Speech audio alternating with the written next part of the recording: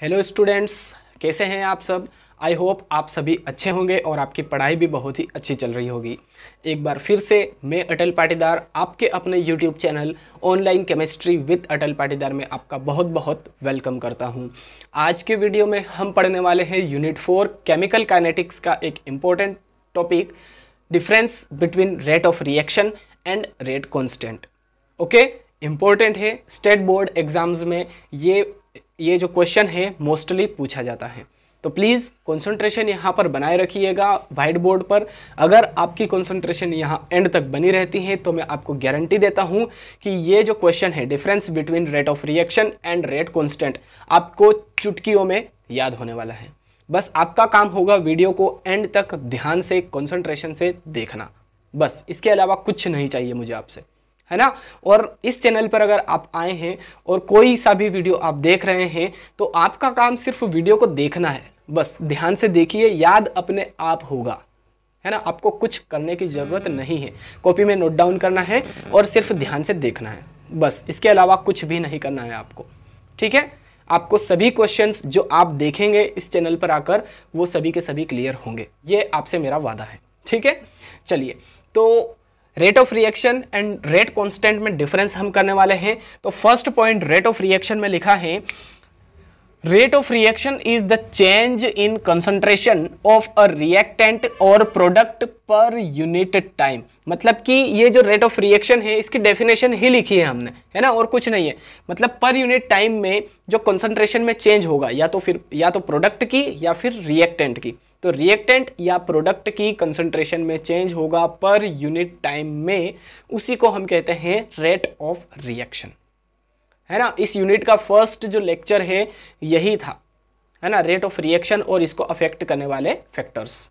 अगर आपको डिटेल में पढ़ना है तो डिस्क्रिप्शन बॉक्स में लिंक है, जाइए वहां पर चेक कीजिए और आप वो वीडियो देख सकते हैं, है ना। सभी वीडियोस जो हैं यूनिट 4 के उन सभी की लिंक मैं आपको डिस्क्रिप्शन बॉक्स में दे दूंगा, ठीक है। चलिए, रेट कांस्टेंट में क्या लिखा, it is equal to the rate of reaction when the molar concentration of each of the reactant is unity, है ना। मतलब कि जब हम रिएक्टेंट की कंसंट्रेशन को यूनिटी मान लेते हैं, सपोज कर लेते हैं कि यूनिट है ना, एक मान लेते हैं, 1 मोल लीटर इनवर्स सपोज कर लेते हैं। सपोज कीजिए कि ये हमारे पास एक रिएक्शन लिखी है, रेट लो लिखा है, रेट इज इक्वल्स टू के ए टू द पावर 1, है ना, और बी टू द पावर 1, कुछ नहीं है यानी कि 1 है। तो इसमें क्या होगा, देखिए, अगर ए की और बी की मोलर कंसंट्रेशन को अगर हम यूनिट मान लें, 1 मान लें, तो रेट किसके इक्वल हो जाएगी, रेट इज इक्वल्स टू के इंटू 1 हो जाएगा। तो रेट यहाँ से क्या हो जाएगी, के इक्वल हो जाएगी, यानी कि रेट कांस्टेंट के इक्वल हो जाएगी।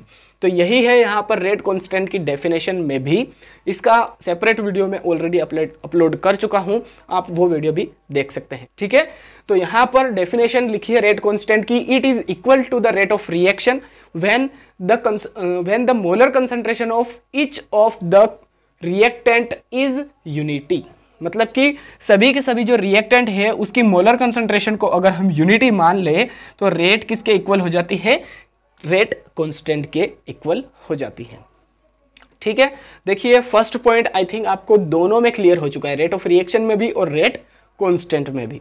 ओके, चलिए, सेकेंड पॉइंट लिखा है, it depends upon the initial concentration of the reactants.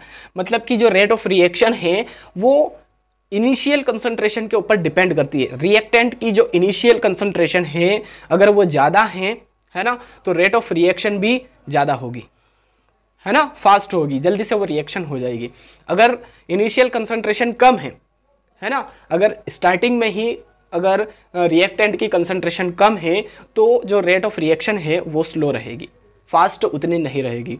But अगर इनिशियल कंसंट्रेशन ज़्यादा है तो रेट ऑफ रिएक्शन भी फास्ट होगी, जल्दी से हो जाएगी वो रिएक्शन, ठीक है। तो इस तरह से जो रेट ऑफ रिएक्शन है वो डिपेंड करती है इनिशियल कंसंट्रेशन के ऊपर। किसकी इनिशियल कंसंट्रेशन, रिएक्टेंट्स की इनिशियल कंसंट्रेशन, ठीक है। अब यहां पर रेट कांस्टेंट में लिखा है, it is independent of the initial concentration of the reactants. मतलब कि जो रेट कांस्टेंट है वो इनिशियल कंसंट्रेशन पे डिपेंड नहीं करता है, इंडिपेंडेंट रहता है, स्वतंत्र रहता है, है ना, आज़ाद फ्री रहता है।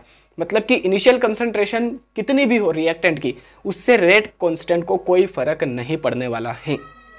ठीक है, क्लियर है। सेकेंड पॉइंट भी। थर्ड लिखा है its unit is always same, इसकी यूनिट हमेशा सेम रहती है। और यूनिट क्या है रेट ऑफ रिएक्शन की? Mole litre inverse second inverse. ये हम फर्स्ट लेक्चर में, इस यूनिट के फर्स्ट लेक्चर में क्लियर कर चुके हैं, है ना। कैसे है इसकी ये जो यूनिट है, ये कैसे है? Mole litre inverse second inverse. Okay, और हमेशा सेम रहती है, ऑलवेज सेम रहती है रेट ऑफ रिएक्शन की यूनिट। क्या है रेट ऑफ रिएक्शन की unit? Mole litre inverse second inverse, या मोल पर लीटर पर सेकेंड।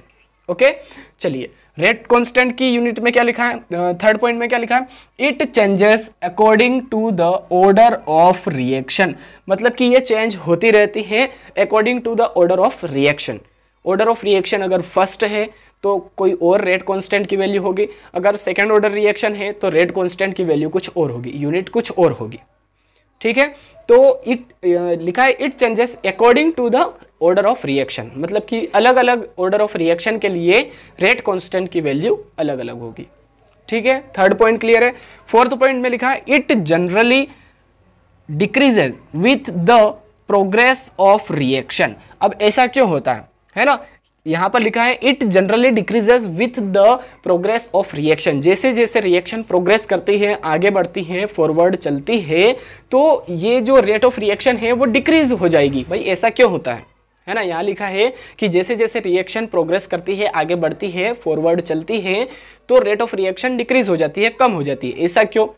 क्योंकि देखिए जब इनिशियल कंसंट्रेशन ज़्यादा होती है ना, तो ज़्यादा होती है तो स्पीड से चलती है कोई भी रिएक्शन, है ना, जल्दी से रिएक्शन हो जाती है। तो यहाँ पर यही है कि जैसे जैसे रिएक्शन आगे बढ़ती है, देखिए ये वाला जो पॉइंट है फोर्थ पॉइंट, ये कहीं ना कहीं सेकेंड पॉइंट से रिलेटेड है।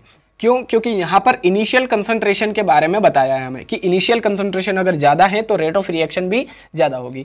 तो यहाँ पर भी यही है कि जैसे जैसे रिएक्शन आगे बढ़ती है तो जो मोलर कंसंट्रेशन होती है रिएक्टेंट की, वो धीरे धीरे कम होना स्टार्ट हो जाती है। तो जैसे जैसे कंसंट्रेशन कम होती है रिएक्टेंट की, जैसे जैसे रिएक्शन आगे बढ़ती है तो कंसंट्रेशन कम होगी, और कंसंट्रेशन कम होगी और जैसे जैसे रिएक्शन आगे बढ़ेगी तो रेट ऑफ रिएक्शन डिक्रीज हो जाएगी। तो वही लिखा है यहाँ पे it generally decreases with the progress of reaction.